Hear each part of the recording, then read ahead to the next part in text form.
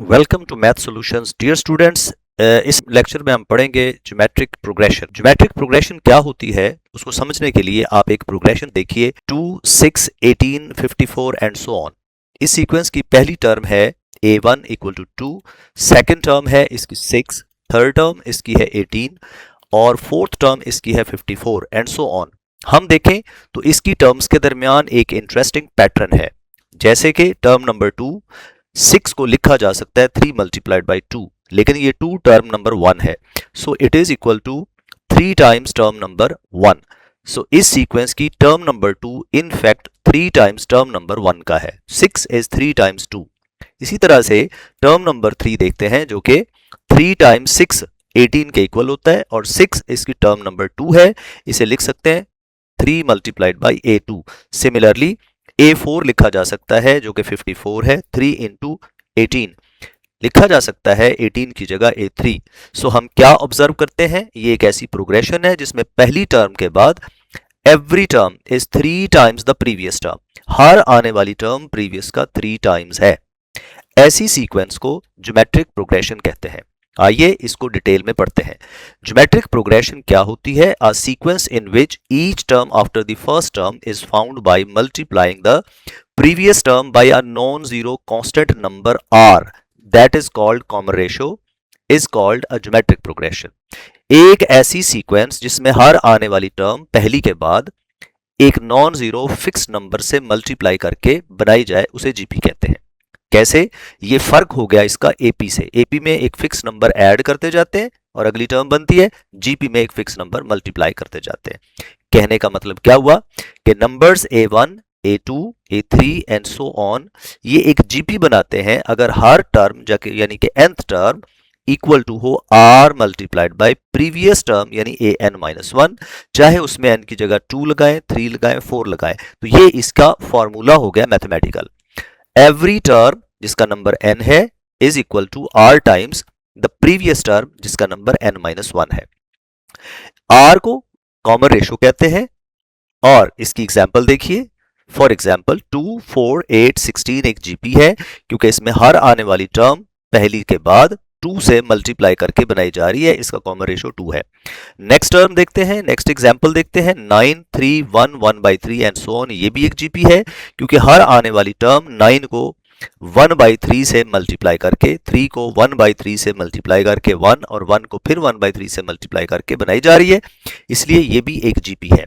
तो खास बात अब यहां से एक्सट्रैक्ट करें, ये जो ब्लॉक नंबर 1 है डेफिनेशन का, सेकेंड ब्लॉक है मैथमेटिकल फॉर्म का, आर क्या होता है। और आर के बारे में यहाँ एक बात लिखी हुई है नॉन जीरो।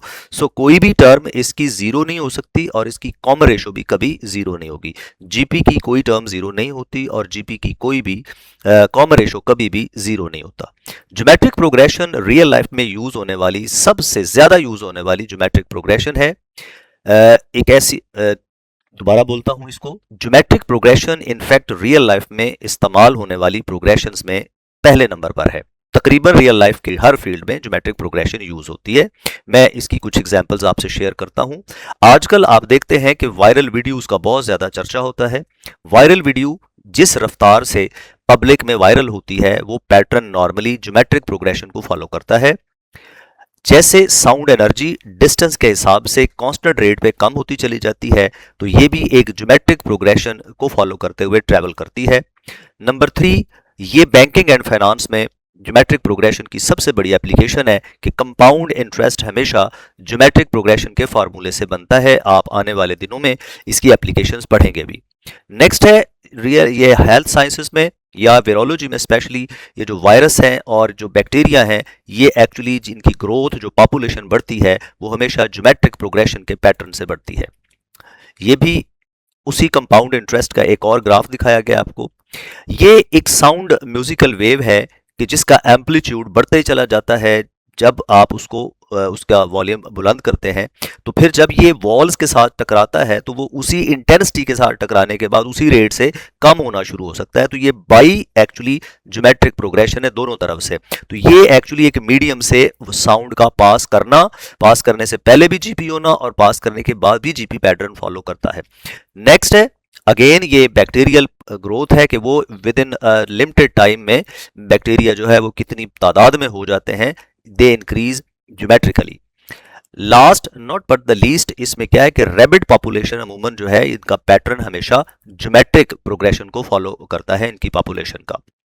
अब हम आगे बढ़ते हैं तो हम देखते हैं कि जनरल टर्म ऑफ इसके बारे में डिटेल पढ़ना है जिसको हम अप्लाई करेंगे क्वेश्चन सॉल्विंग में। इसकी जनरल टर्म बनानी है, सीखनी है कैसे होती है।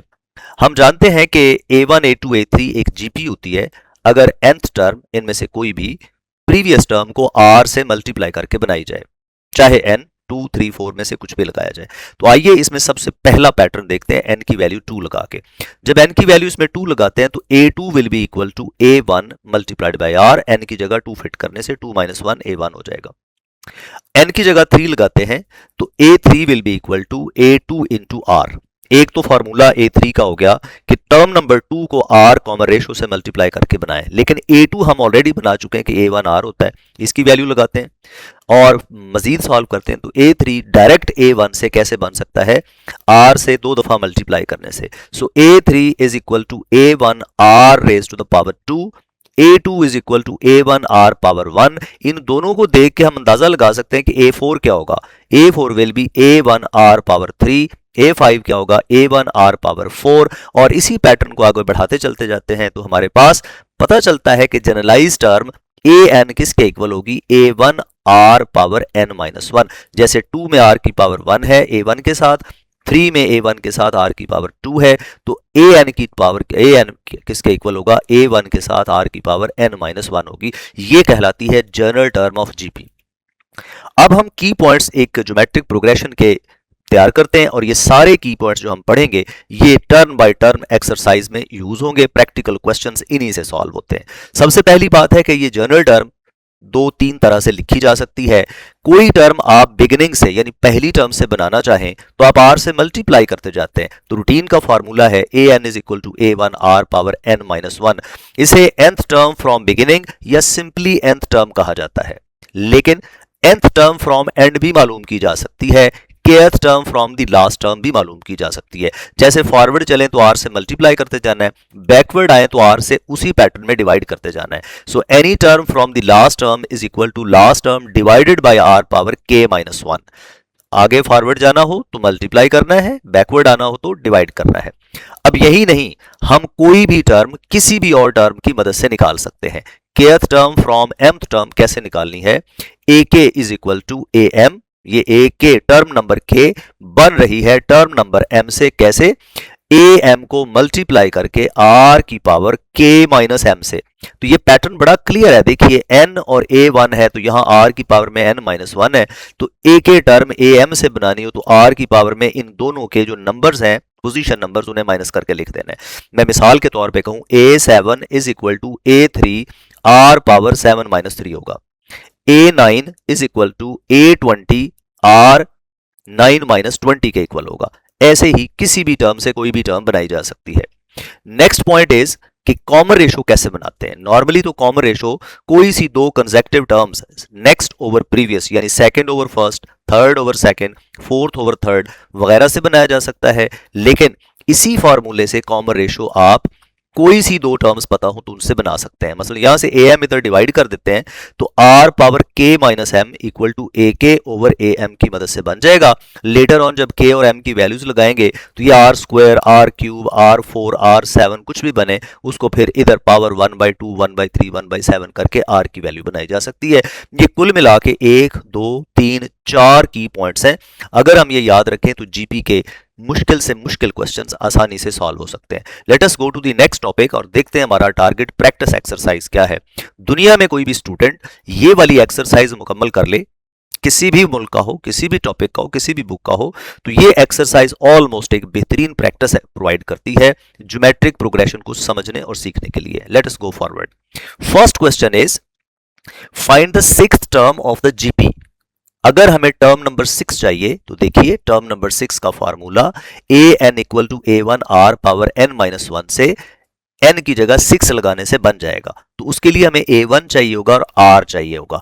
आइए बनाते हैं। इस जीपी में क्या क्या गिवन है, a1 है आपके पास -6, r कैसे बनता है, टर्म नंबर 2 को टर्म नंबर 1 से डिवाइड कर दें। चूंकि ये सिंपल है, आप चाहें तो टर्म नंबर 3 को टर्म नंबर 2 से डिवाइड कर दें, तब भी बन जाएगा। तो a2 है -3 और a1 है -6, दोनों कैंसिल होके 1/2 बना देंगे जी। अब हम इसका रेफर करेंगे कि यूज कर रहे हैं an equal to a1 r power n-1। इसमें n की जगह हम 6 लगाते हैं, तो a6 का फार्मूला बना a1 r पावर 6-1, ये 5 होता है। अब हम अगले स्टेप में a1 और r भी साथ ही लगा देते हैं, a1 -6, r की वैल्यू 1/2 और ये 6 - 1 5, 2 की पावर 5 32 होता है और 1 की पावर 5 1 रहता है। -6/32 में से कैंसिलेशन भी होगा, तो -3/16 आंसर आ जाएगा क्वेश्चन नंबर 1 का। Let us move to question number 2।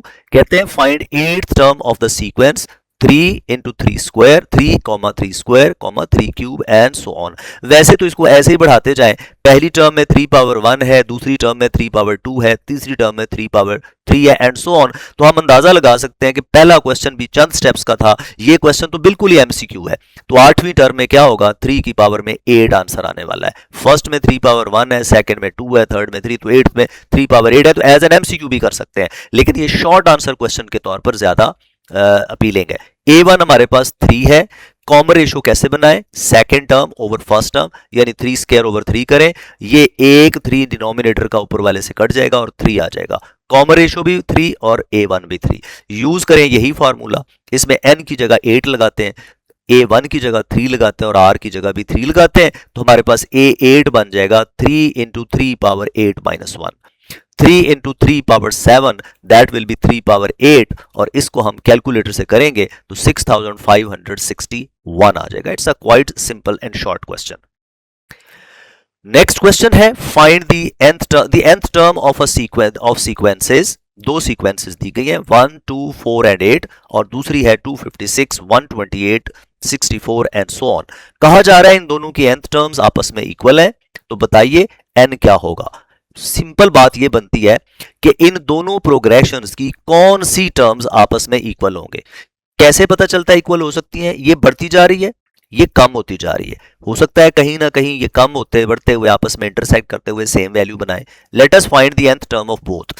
पहली सीक्वेंस आपके पास है 1, 2, 4, 8, फौरन हमें इसका a1 लिखना है, 1 पहली टर्म, कॉमन रेशो लिखनी है सेकेंड ओवर फर्स्ट 2 over 1 2। इसकी nth term an equal to a1 r power n-1, इसमें हम a1 लगाएंगे और r लगाएंगे। a1 की वैल्यू 1, r की वैल्यू 2, और ये बन गया nth term equal to 2 power n-1।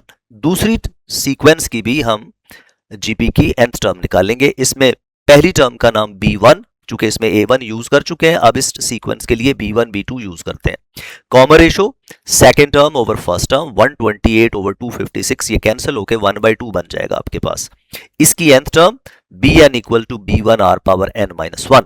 क्या करेंगे, b1 की जगह हम 256 और r की जगह 1/2 पुट कर देंगे, और ये बना 256 over 2 पावर n-1। अब हमें ऐसा n चाहिए कि an और bn आपस में इक्वल हो, तो हम क्या लिखेंगे, वैसे ये 256 2 पावर 8 भी लिखा जा सकता है। So equating terms an equal to bn रखेंगे, 2 पावर n-1 इक्वल होगा 2 power 8 over 2 power n-1।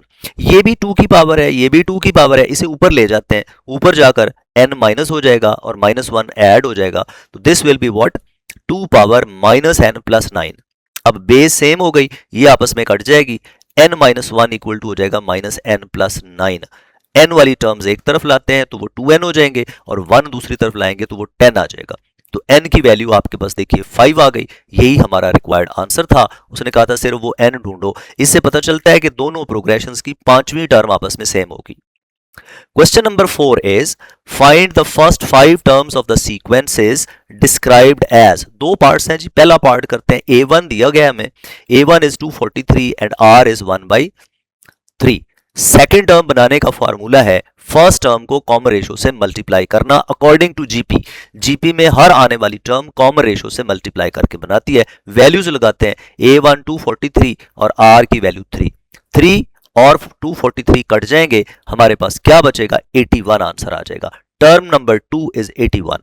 Term number 3 कैसे बनती है, टर्म नंबर 2 को r से मल्टीप्लाई करके, टर्म नंबर 2 भी है r भी है, मल्टीप्लाई करें 81 इंटू 1/3, सिंप्लीफाई करेंगे 3 और 81 कैंसिल होकर 27 बना देंगे।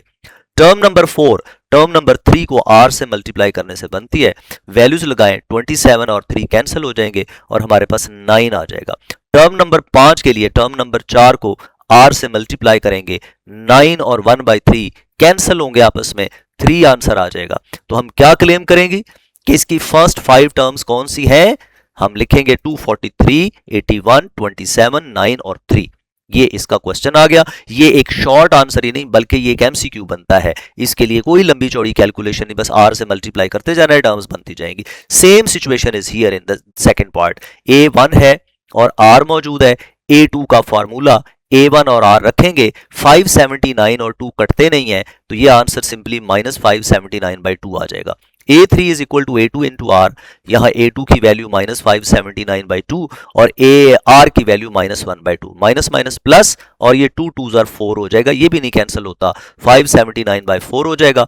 a4 के फार्मूले में भी a3 और r की वैल्यूज लगाते हैं, अब आंसर नेगेटिव हो जाएगा, 2 और 4 मल्टीप्लाई होके -579/8।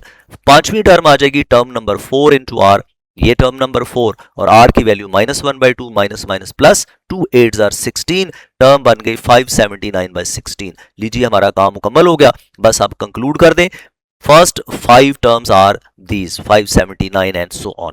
This was question number 4। Question number 5 is, ये एक ही क्वेश्चन है जिसमें जो प्रोग्रेशन दी गई है ये कौन सी है? ये कॉम्प्लेक्स है, इमेजिनरी टर्म्स हैं, आयोटा आ गया। एक चीज मैं आपको बताना चाहूं, आपके इस पूरे चैप्टर में एक ही क्वेश्चन है आयोटा वाला, और जब भी नजर आएगा वो एक जीपी की टर्म हो, जीपी होगी। एचपी में और एपी में कोई ऐसी टर्म नहीं, कोई ऐसी सीक्वेंस नहीं दी गई जिसमें आयोटा होगा। इसकी 12वीं टर्म चाहिए। 12वीं टर्म के लिए a12 का फॉर्मूला a1 r पावर 12 - 1 होगा। उसके लिए हमें जरूरत है a1 और r की, थोड़ी सी मेहनत करना पड़ेगी क्योंकि इसमें कॉम्प्लेक्स नंबर्स मौजूद हैं, आयोटा है, डिनोमिनेटर में आयोटा है तो उसे खत्म भी करना होता है जी। इसमें क्या गिवन है? a1 is equal to 1 plus iota, r बनाते हैं a2 ओवर a1 से या a3 ओवर a2 से। a3 ओवर a2 में इसलिए इख्तियार कर रहा हूं कि a2 में सिर्फ 2 आयोटा है और a1 और a3 में दो टर्म्स हैं। डिनोमिनेटर में आएंगे तो फिर कॉन्जुगेट से मल्टीप्लाई करना पड़ेगा, उससे बचना चाह रहा हूं। a3 की वैल्यू -2 + 2 आयोटा और a2 की वैल्यू 2 आयोटा। देखें ना, ये अकेली टर्म है, सिंगल फैक्टर है, इसको अलग अलग कर सकते हैं, -2 over 2 iota plus 2 iota over 2 iota. 2 iotas cancel और यहां से 2 2 कैंसिल, और आपके पास बचा -1 ओवर आयोटा प्लस 1। अब आपको याद होना चाहिए कि 1 ओवर आयोटा किसके इक्वल होता है? ये हमेशा माइनस आयोटा के होता है। यहाँ माइनस आयोटा लगाएंगे, एक माइनस पहले से है तो ये आयोटा प्लस 1 बन जाएगा। अब थोड़ी तरतीब बदल लें तो ये 1 प्लस आयोटा है। सो कॉमन रेशो को सिंप्लीफाई करने पे थोड़ा सा वक्त लगा है। अब हम चलते हैं टर्म निकालने की तरफ। Using an equal to a1 r power n - 1, इसमें n की जगह 12 लगाना पड़ेगा, तो a12 इक्वल टू हो जाएगा a1 r पावर 12 - 1 यानी a1 r पावर 11। a1 की वैल्यू 1 प्लस आयोटा और r की वैल्यू भी हमारे पास 1 प्लस आयोटा है, तो दोनों सेम है।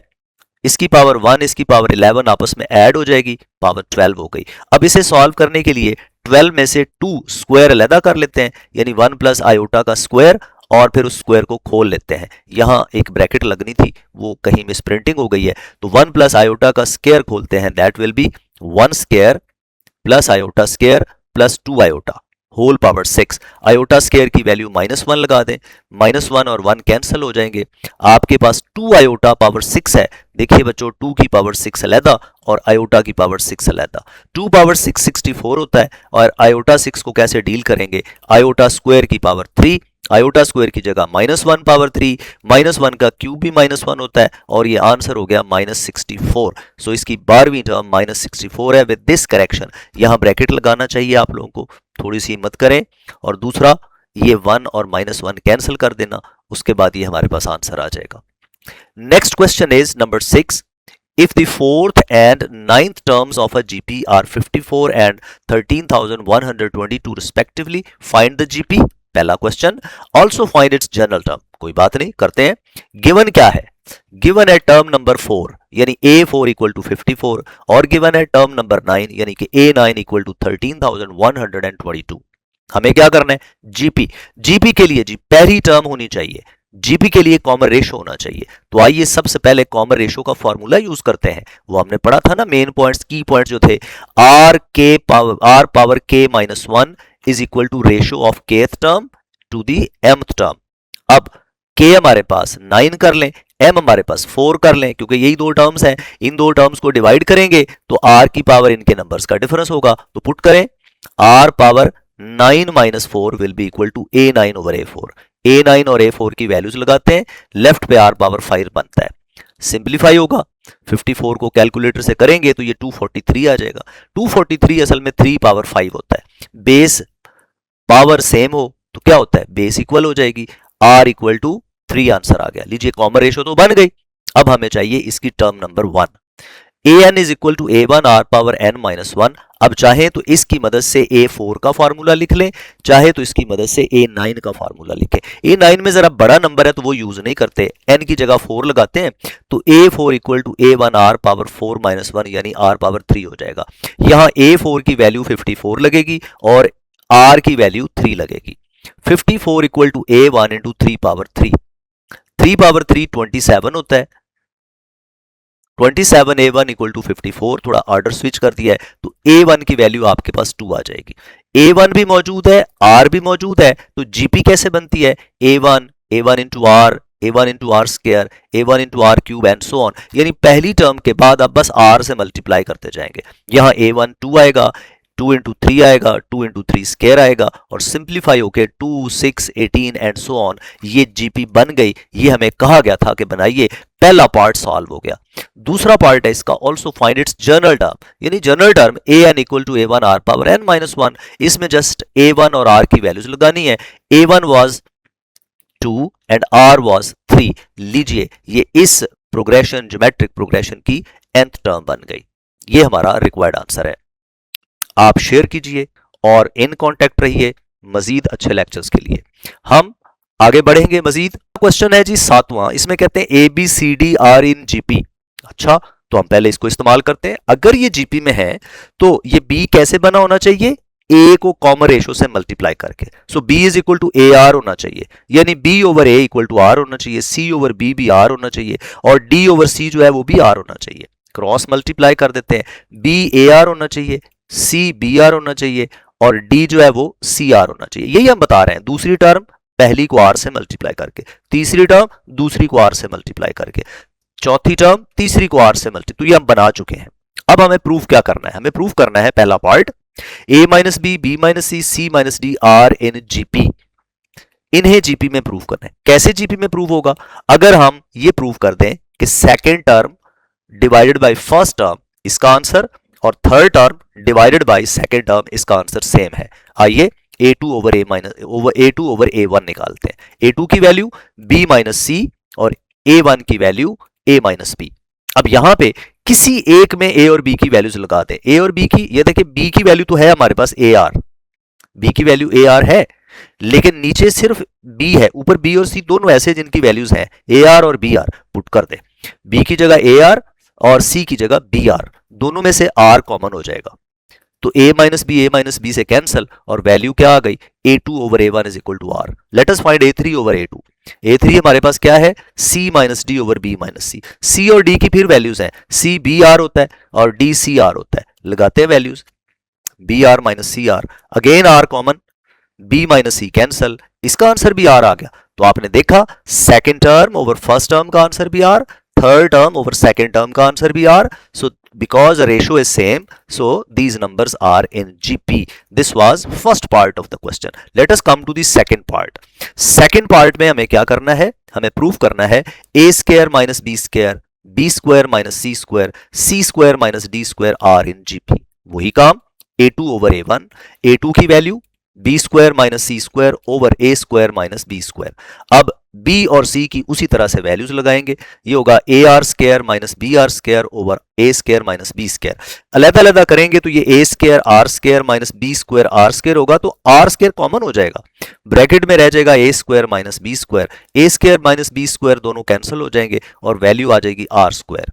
A3 ओवर A2 निकालते हैं तो that will be C square minus D square over B square minus C square. C की वैल्यू बी आर और डी की वैल्यू सी आर पुट कर देते हैं तो ये बनेगा B R square minus C R square, फिर से आर स्क्वायर कॉमन हो जाएगा और बचेगा B square minus C square over B square minus C square. These will be cancelled, again we will get ratio equal to R square. चूंकि फिर से हम कह सकते हैं कि कंसेक्टिव टर्म्स की रेशो सेम है, सो ये नंबर्स भी जीपी में है। पार्ट 3 पे चलते हैं। पार्ट 3 अब देखिए आपके सामने सॉल्व कर दिया है। इसी तरह से आपने क्या करना है, सेकंड ओवर फर्स्ट की रेशो लेनी है। वो जहां माइनस था वहां प्लस आ गया, A square plus B square cancel हो जाएंगे और आर स्क्वायर आ जाएगा। थर्ड और सेकंड की रेशो में बी स्क्वायर प्लस सी स्क्वायर बचेगा, वो कैंसिल हो जाएगा और आर स्क्वायर आ जाएगा। इसमें भी रेशो सेम है तो हम कह सकते हैं कि ये जीपी है। तो ये तीनों पार्ट सॉल्व हो गए क्वेश्चन नंबर 7 के। जी, if p plus qth term of a GP is m and p minus qth term is n, then find pth term। आप देखिए कैसे टेक्निकल तरीके से इसे सॉल्व करते हैं। गिवन है a p plus q यानी term number p plus q, उसे a बेस में p plus q equal to n लिखते हैं और term number p minus q a base में p minus q equal to n लिखते हैं।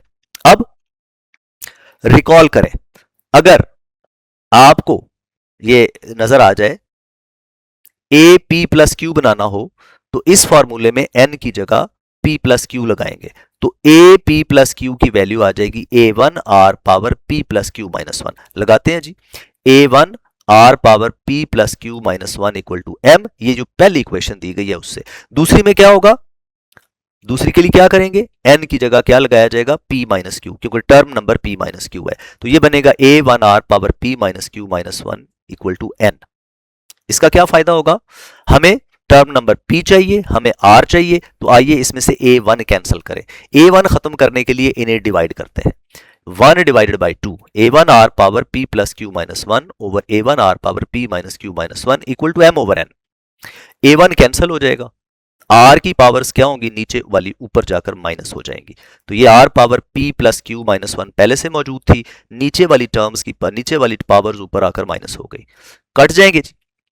देखें p p से और 1 1 से, r power 2q equal to m over n। हम चाहे तो यहां से r की वैल्यू ले सकते हैं, r की वैल्यू होगी m over n raise to the power 1 by 2q। Power sorry, ये पावर आ गई 1 बाई 2q, स्क्वायर होता तो पावर 1 बाई 2, क्यूब होता तो पावर 1 बाई 3, तो ये 2q था, power 1 by 2q। This is number 3। अब हमें टर्म नंबर p चाहिए। रिकॉल करें जी, बड़ा काम का formula, A K is equal to A N R power K minus N. कोई भी टर्म निकालनी हो किसी भी टर्म से, आर की पावर में उनके नंबर्स माइनस करके मल्टीप्लाई कर दें तो हमारे पास के आ जाएगा। हमें टर्म नंबर p चाहिए तो के की जगह p लगा देते हैं। किससे बनाएं, चाहे तो हम इससे बना लें, चाहे तो हम इससे बना लें, ये हमारी चॉइस है। तो आइए n की जगह क्या लगा दें, p माइनस क्यू लगा देते हैं, p माइनस क्यू। तो ये पूरा फॉर्मूला बन जाएगा A P is equal to A P minus Q R power p minus Q. k और n की वैल्यूज लगाने के बाद अब हम फर्दर क्या करेंगे, ए पी माइनस क्यू की वैल्यू है हमारे पास n, वो लगा देंगे इधर और ये ब्रैकेट खोलेंगे तो कट जाएगा और पावर प्लस क्यू आ जाएगी जी। n into R power Q, R power Q किसके इक्वल होगा, देखिए r की वैल्यू लगा दी, क्यू क्यू से कट जाएगा ये 3 यूज करके, जब क्यू क्यू से कट जाएगा तो ये n into M over N power 1 by 2 बचेगी। ये 1 बाई 2 पावर का मतलब तो अंडर रूट होता है, इस n को अगर अंडर रूट के अंदर लेके जाएं तो ये n स्क्वायर बन जाता है, स्क्वायर वाला एक n नीचे वाले n से कट जाएगा तो ये अंडर रूट ऑफ mn बन गया। लीजिए ये टर्म नंबर p बन गई। इस मेथड की खास बात क्या है कि हमने r बनाया है कोई सी दो टर्म्स की मदद से फार्मूले लगा के, और a1 निकाले बगैर हम पहुंच गए हैं टर्म नंबर p पे। इससे भी अच्छा मेथड मौजूद है, इस मेथड को देखिए। लेट अस स्टार्ट जी। गिवन है उसी तरह से A P Q, A P plus Q और ए पी माइनस क्यू दोनों गिवन है हमारे पास जी। यूज करें, ए के बराबर होता है ए N R power K minus N होता है। मैं दोनों को यूज करना चाह रहा हूं, एम को भी और एन को भी। तो एक दफा मैं के की जगह पी लगाऊंगा और एन की जगह पी प्लस क्यू लगाऊंगा, दूसरी दफा के की जगह पी लगाऊंगा और एन की जगह p माइनस क्यू लगाऊंगा। लेट अस अप्लाई, k की जगह p और n की जगह p प्लस क्यू, तो ये बनेगा A P is equal to A P plus Q R power p minus p plus Q. ये p और p कट जाएंगे, अगले स्टेप में क्या करेंगे, ए पी प्लस क्यू की वैल्यू एम लगा देंगे और आर की पावर माइनस क्यू आ जाएगी। देखिए एन एम आ गया इसकी जगह पे, इसकी वैल्यू दी गई है, और आर की पावर कितनी हो गई, minus Q. This is number 4। लो जी, एपी बन चुका है हमारे पास, लेकिन इसमें आर नहीं चाहिए। आइए फिर से पुट करते हैं, के की जगह पी, फिर से उसी फार्मूले में 3 में, और एन की जगह पी माइनस क्यू पुट करते हैं। तो ये क्या बनेगा, AP is equal to A P minus Q R power P minus Q. इसमें पी प्लस क्यू था, अब P minus Q. A P minus Q की वैल्यू लगाइए जो कि क्या होगी, एन होगी, और ये वैसे पी पी से कट के माइनस माइनस प्लस हो जाएगा। अब लिखा जाएगा एन आर पावर क्यू आ जाएगी। लीजिए ये भी एपी है, इसमें आर पावर माइनस क्यू है, और ये भी एपी है, इसमें आर पावर प्लस क्यू है। अब ये दोनों जब मल्टीप्लाई करेंगे तो क्या होगा, ये आर पावर क्यू कट जाएगा आपस में और हमारे पास एपी आ जाएगा। Multiply 4 and 5, AP into AP is equal to M R power minus Q multiplied by N R power Q. Minus power को नीचे लिख दें, एम और एन इकट्ठे कर लें, लेफ्ट पे स्क्वायर हो गया, तो ये क्या बना, M N 1 by R power Q into R power Q. R power Q cancel, तो AP is equal to under root of M N आ गया। आप देखें ये उससे भी बड़ी आसानी से प्रूफ हो गया। तो आपको सिर्फ ये फार्मूला याद रखना चाहिए, ये बार बार यूज हो रहा है। Next question number 9 is find 3 consecutive terms in GP whose sum is 26 and their product is 216। अब सवाल चेंज हो गया, जीपी की 3 कंसेक्यूटिव टर्म्स चाहिए। Let 3 consecutive terms of GP be. पहले नंबर का नाम ए रखते हैं, नेक्स्ट नंबर के लिए आर से मल्टीप्लाई करते हैं, इससे नेक्स्ट जाना हो तो आर से फिर मल्टीप्लाई करेंगे, ए आर हो जाएगा। लेकिन मैं आगे बढ़ने की बजाय इस ए से पिछला नंबर लिखता हूं, तो वो आर से डिवाइड करने से होगा। 3 नंबर्स इस टाइप के लेंगे तो इसका फायदा क्या है, 2 कंडीशंस है, उनका सम 26 है और उनका प्रोडक्ट 216 है। तो पहले प्रोडक्ट वाली कंडीशन या सम वाली पहले लिख लेते हैं कि इनका सम 26 यानी A over R plus A R equal to 26 होना चाहिए। इसे एज इक्वेशन 1 रिकॉर्ड कर लें। दूसरी कंडीशन यूज करें कि प्रोडक्ट 216 है। इसका फायदा देखिए, A over R into A R is equal to 216 होगा, आर कट जाएगा, A cube equal to 216 6 cube होता है, पावर 3 कैंसिल हो जाएगी और ए की वैल्यू हमारे पास 6 आ जाएगी। क्या फायदा हुआ ए आर और ए बाय आर लेने का, कि जब भी प्रोडक्ट करेंगे आर कट जाएगा, तो एक मिडल वैल्यू हमारे पास आ गई। अब ये ए की वैल्यू इक्वेशन नंबर 1 में पुट करते हैं, तो ये बनेगा 6 over R plus 6 R is equal to 26। LCM R बनता है 6 प्लस 6 R plus 6 R square equal to 26। Cross multiply करें, लेफ्ट पे शिफ्ट करें, रीअरेंज करें, 6 R square minus 20 R plus 6 equal to 0। देखें थ्रू आउट 2 कॉमन है, तो डिवाइड थ्रू आउट बाय 2 कर देते हैं। 3 R square minus 10 R plus 3 equal to 0। 3 3 R 9, mid term break हो जाएगी, -9 -1 की मदद से। 3 आर कॉमन और यहां से -1 कॉमन, फैक्टर्स बने r -3 और 3r -1। r -3 अलहदा 0 कर दें और 3r -1 अलहदा 0 कर दें, r की एक वैल्यू 3 हो गई और r की दूसरी वैल्यू 1/3। ये डाटा भी कहता है कि इस डाटा के मुताबिक 2 ज्योमेट्रिक प्रोग्रेशंस होंगी, एक +3r से बनेगी और एक r 1/3 से बनेगी। आइए बनाते हैं। When a is 6 and r equal to 3, numbers r, यहां पे आपने a और r की वैल्यूज लगा देनी है। 6 over 3, 6 और 6 into 3, तो ये बना 2, 6 और 18।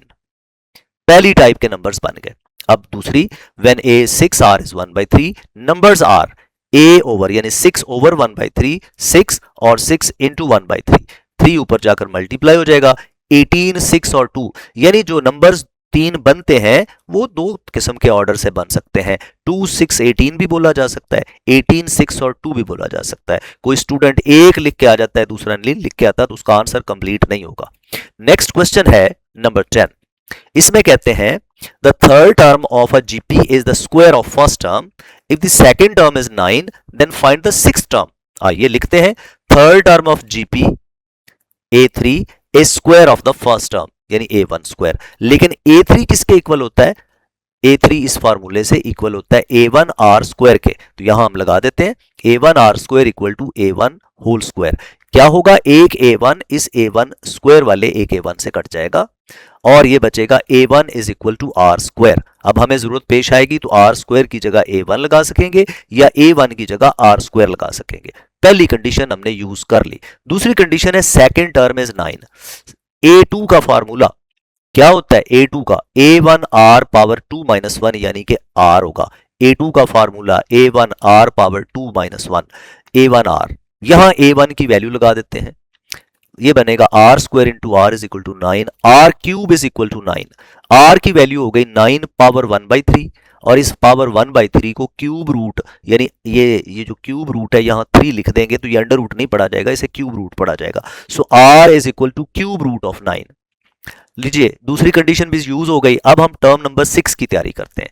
Term number 6, according to this formula A6 equal to A1R power 6 minus 1, यानी A1 R पावर 5। हम यहां A1 की वैल्यू लगा देते हैं, तो R स्क्वायर इंटू R5, ये R7 बनता है। हम इसको तोड़ लेते हैं, R6 और R लिख लेते हैं, और R6 की जगह R क्यूब का स्क्वायर लगा देते हैं। उसका फायदा क्या है कि R क्यूब की वैल्यू हमारे पास डायरेक्ट 9 मौजूद है, तो यहां 9 लगाएंगे, ये बनेगा 9 स्क्वायर, और यहां R की वैल्यू क्यूब रूट ऑफ 9, ये बन जाएगा 81, और ये बन जाएगा क्यूब रूट ऑफ 9। यही हमारा रिक्वायर्ड आंसर होगा। क्वेश्चन नंबर 11 है, बड़ा मजे का क्वेश्चन है और बहुत इंपॉर्टेंट है, और पास्ट पेपर्स में बहुत दफा आ चुका है। आई एडवाइज कि इसे सॉल्व करें, इसे अच्छे तरीके से सॉल्व करें। शॉर्ट आंसर क्वेश्चन भी आता है, एमसीक्यू भी आता है। आइए इसे करते हैं जी। इसमें कहते हैं कि 1/a, 1/b and 1/c are in GP, show that common ratio is this. लो, कॉमन रेशो निकालने को बोला है। कॉमन रेशो, इसमें क्या गिवन है? कॉमन रेशो निकालने का फॉर्मूला हमने पढ़ा हुआ है, R power K minus M is equal to A K over M A M. हम चाहें तो A2 ओवर A1 से निकाल सकते हैं, हम चाहें तो A3 ओवर A2 से निकाल सकते हैं, लेकिन हमारा मसला है कि इसमें A और C है। A टर्म नंबर 3 में है, या C टर्म नंबर 3 में है, और A टर्म नंबर 1 में है, तो हमें 3 और 1 से मामला है, 3 और 1 से मामला है। तो हम K को 3 और M को 1 कर ले, K को 3 M को 1, R power 3 minus 1 A3 over A1, R की वैल्यू R की पावर 2 हो गई। A3 की जगह क्या लगाएंगे? 1/c, और A1 की जगह लगाएंगे 1/a। डिनोमिनेटर का फ्रैक्शन रेसिप्रोकेट हो जाएगा, तो ये a/c आ जाएगा। अब जस्ट अंडर रूट ले लें, तो देखिए R की वैल्यू क्या आ गई? Plus minus under root of a/c। यही हमारा आंसर था। ये फॉर्मूला बड़ा काम का है, ये कोई सी दो टर्म्स दी गई हो उससे कॉमन रेशो बना लेता है। तो आपने देखा कुल मिला के 3 स्टेप्स ही बनते हैं, फॉर्मूला सोचना, वैल्यूज लगाना और सिंप्लीफाई करना, 3 स्टेप्स बनते हैं। क्वेश्चन नंबर 12, ये 2 सवाल थोड़े से लेंथी सवाल हैं, इनमें एक सवाल मैं करके दे रहा हूं आपको।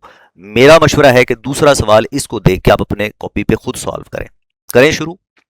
ये कहते हैं कि if the numbers 1, 4, 3 are subtracted from 3 consecutive terms of AP, the resulting numbers are in AP, find the original numbers if their sum is 21। Highlight करते हैं हमें करना क्या है। हमें 3 कंसेक्यूटिव टर्म्स ऑफ एपी मालूम करनी है, ओरिजिनल एपी की। सवाल जीपी का है लेकिन ओरिजिनल एपी की है। वो ये नंबर्स ऐड करें, सब्ट्रैक्ट करें तो बनती है जीपी। तो आइए हमें स्टार्ट करना है एपी के 3 नंबर से। Let 3 numbers in AP be. पहला नंबर मैं रखता हूं ए। एपी में क्या होता है? हर आने वाली टर्म डी ऐड करके बनाई जाती है। ये दूसरा नंबर हो गया। तीसरा नंबर बनाना चाहें तो ए प्लस 2d हो सकता है, लेकिन मैं चाहता हूं आगे बढ़ने की बजाय पीछे चले। पिछला नंबर क्या होगा? a minus D. वैसे एपी के क्वेश्चंस करते हुए ये आपको डिटेल बताई जा चुकी है कि 3, 5, 7 नंबर्स मालूम करने हो तो मिडल में ए रखते हैं, एक डी ऐड करके, एक माइनस करके, फिर इसी तरह से फॉरवर्ड बैकवर्ड चलते हैं। आइए जी कंडीशन ढूंढते हैं। 2 कंडीशन दी गई हैं, हम सबसे पहले दूसरी कंडीशन इस्तेमाल करते हैं कि उनका सम 21 होना चाहिए। सम 21 यानी a minus D plus a plus D must be equal to 21। क्या होगा? d कट जाएगा। अगर आप ये नंबर इस शक्ल के ना लेते तो d नहीं कटता। 3a equal to 21। अब 3 और 21 भी कट जाएगा, तो देखिए a की वैल्यू आपके पास क्या आ गई? 7। a की वैल्यू 7 आना कितना अच्छा स्टेप है कि सिर्फ ऐड करने से एक नंबर मिल गया, मिडिल नंबर मिल गया, अब सिर्फ d रह गया। उसके लिए दूसरी कंडीशन क्या है? वो वैसे नंबर 1 पे दी गई है कि अगर इन 3 नंबर्स में से जिनके नाम हमने रख लिए हैं 1, 4, 3 सब्ट्रैक्ट किए जाए। आए सब्ट्रैक्ट करें, a माइनस डी माइनस 1 और a माइनस 4 और a प्लस डी माइनस 3, तो ये क्या बनती है? ये जीपी बनती है। लेकिन इसमें हमारे पास a की वैल्यू आ चुकी है, तो हम क्यों ना यहां a की वैल्यू लगा दें, सिंप्लीफाई करें। तो अब ये सादा तरीन शक्ल में क्या बन गए? 6 माइनस डी 3 और 4 प्लस डी ये जीपी में है। अब इनका जीपी में होना कैसे इस्तेमाल होगा, वो होगा कंसेक्यूटिव टर्म्स की रेशो सेम होती है, यानी कॉमन रेशो कैसे बनता है, ये 3 ओवर फर्स्ट इससे भी आर बनेगा, थर्ड ओवर सेकंड इससे भी आर बनेगा और दोनों सेम होंगे, तो हम ये कंडीशन यूज करेंगे। रेशियो ऑफ कंसेक्यूटिव टर्म्स यानी a2 ओवर a1 इक्वल होना चाहिए a3 ओवर a2, क्योंकि हर आने वाली टर्म r से मल्टीप्लाई करके बनी होगी। क्रॉस मल्टीप्लाई करें 3 square 4 plus D into 6 minus D. अब ये सादा सी क्वाड्रेटिक इक्वेशन बनने जा रही है, स्क्वायर्स खोलने हैं, ब्रैकेट खोलने हैं, रीअरेंज करना है इनको, तो ये D square minus 2d minus 15 equal to 0 आ जाएगा। ये इतना हिस्सा आप आसानी से खुद से भी कर सकते हैं। मिड टर्म रेक हो जाएगी जी -5 प्लस 3 की मदद से, डी कॉमन d माइनस 5, यहां से 3 कॉमन d माइनस 5, फिर मजीद कंप्लीट फैक्टराइजेशन हो गई, d माइनस 5 अलग 0 और d प्लस 3 अलग 0, d की वैल्यू 1 5 आ गई और d की वैल्यू 1 माइनस 3 आ गई। इसका मतलब है a तो 7 ही है, d 2 किस्म का आता है। मजीद क्या बात पता चली कि ये जो डाटा इसने दिया हुआ है, ये जो इंफॉर्मेशन इन्होंने फरमाई हुई है हमें, सारी स्टेटमेंट दी हुई है, इससे एक जीपी एपी तीन एक किस्म के वो नंबर्स एपी के नहीं बनेंगे, दो किस्म के बनेंगे। तो आइए दोनों किस्म के बनाए। When a 7 and d is equal to 5, यानी पहली वैल्यू d की, तो नंबर्स आर क्या क्या बनेंगे, numbers a minus D, a और a प्लस डी में 7 और 5 लगाएंगे, 7 माइनस 5 फिर 7 और 7 प्लस 5, यानी बने 2 7 और 12। ये एक टाइप के नंबर्स बन गए। जब a 7 हो और d माइनस 3 हो, फिर इन तीनों में a और d की वैल्यू लगाएंगे, 7 minus minus 3, 7 comma 7 plus minus 3, ये हो जाएगा 10, ये हो जाएगा 7 और ये हो जाएगा 4। तो हम कह सकते हैं कि नंबर्स दो किस्म के हैं, 2 7 12 या फिर 10 7 और 4, ये दोनों किस्म के नंबर्स एपी के हैं। इन दोनों टाइप के नंबर्स का सम 21 है और इन दोनों में से जब 1 4 3 माइनस किए जाएंगे तो एक जीपी बनेगी। This was question number 12 and definitely it is a long answer question. Next question इससे मिलता जुलता है, मेरा तो मशवरा है इसे स्किप कीजिए और पहले खुद से सॉल्व करें। अगर कोई प्रॉब्लम हो तो इसको फिर से कंसल्ट करके करें, ज्यादा चांसेस तो है कि जब आप करने बैठेंगे तो ये हो जाएंगे जी। ये कहते हैं कि if 3 consecutive numbers in AP are increased by, फिर वही सवाल कि 3 कंसेक्यूटिव नंबर्स एपी के हैं, ओरिजिनल नंबर्स पता करो, उनका सम 6 है। It is quite similar question. Let numbers be a plus D और a minus D. Condition number second, sum का 6 होना पहले यूज करेंगे, a1 minus D, a minus D plus a plus D add करेंगे equal to 6। यहां से देखिए d cut जाते हैं और ये बन जाएगा 3a इज इक्वल टू 6। अब 3 और 6 भी कट जाएंगे, a की वैल्यू आपके पास 2 आ जाएगी। लीजिए मिडिल टर्म आ गई सम लेने से। दूसरी कंडीशन है कि अब कंडीशन नंबर 1 जो दी गई है कि इनमें से आप इनको इंक्रीज कर दें 1 4 15। लीजिए इंक्रीजिंग 1 4 15, a माइनस डी में 1 ऐड होगा, a में 4 ऐड होगा और a प्लस डी में 15 ऐड होगा, तो ये क्या हो जाएंगे, ये फिर जो बनेंगे a लगाने के बाद 2, यहां पे भी 2, ये नंबर्स बन गए 3 माइनस डी 6 और 17 प्लस डी, ये नंबर्स क्या बन जाते हैं, ये जीपी में बन जाते हैं। अब फिर जीपी में होने को कैसे यूज करेंगे, कंसेक्यूटिव टर्म्स की रेशोज हमेशा बराबर होंगी, यानी 6 ओवर 3 माइनस डी बराबर होना चाहिए 17 plus D over 6। Now it is similar question, आप इसे क्रॉस मल्टीप्लाई करें, सिंप्लीफाई करें, क्वाड्रेटिक इक्वेशन बनने जा रही है और यहां से डी की 2 वैल्यूज आएंगी बिल्कुल उसी पैटर्न पे। d की एक वैल्यू आ गई 1 आपके पास, यहां से d माइनस 1 और d प्लस 15। देखिए यहां पे मैं इसको थोड़ा स्किप कर गया हूं, ये कोई इतना बड़ा काम नहीं है, आप सब क्वाड्रेटिक इक्वेशन को डील करना बहुत अच्छे से जानते हैं।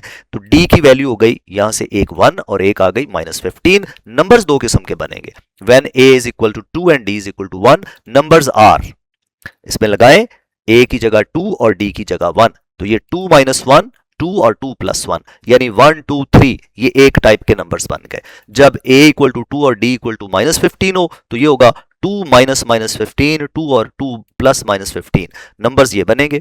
सॉल्व करेंगे 17 2 माइनस 13। सो हम बता सकते हैं कि जी नंबर्स दो किस्म के बनेंगे, 1 2 3 बनेंगे या फिर 17 2 माइनस 13 बनेंगे।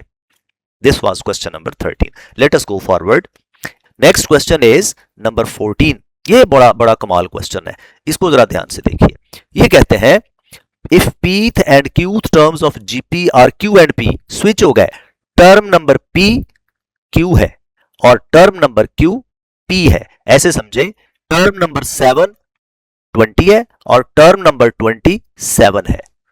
ऐसी प्रोग्रेशन में कॉमन रेशियो हमेशा 1 होता है, लेकिन खैर हम इसको करते हैं, हमने शो करना है कि इसकी term number P plus Q जो है वो ये वाली होगी। तो आइए देखते हैं, इसको भी बड़े मजे के तरीके से करते हैं। गिवन कंडीशन है AP term number P is Q और गिवन है AQ is equal to P। पढ़ते हैं आगे जी, यूज करें, हमें term number P plus Q चाहिए। AK is equal to AN R power K minus N। K की जगह तो हमने लगाना है P प्लस Q क्योंकि हमें वो टर्म चाहिए। N की जगह हम P भी लगा सकते हैं, Q भी लगा सकते हैं। आइए लगाते हैं, put K is equal to P plus Q क्योंकि हमें term number P plus Q चाहिए। N की जगह P लगाना है क्योंकि AP हमें पता है कि ये Q आता है, लगाते हैं।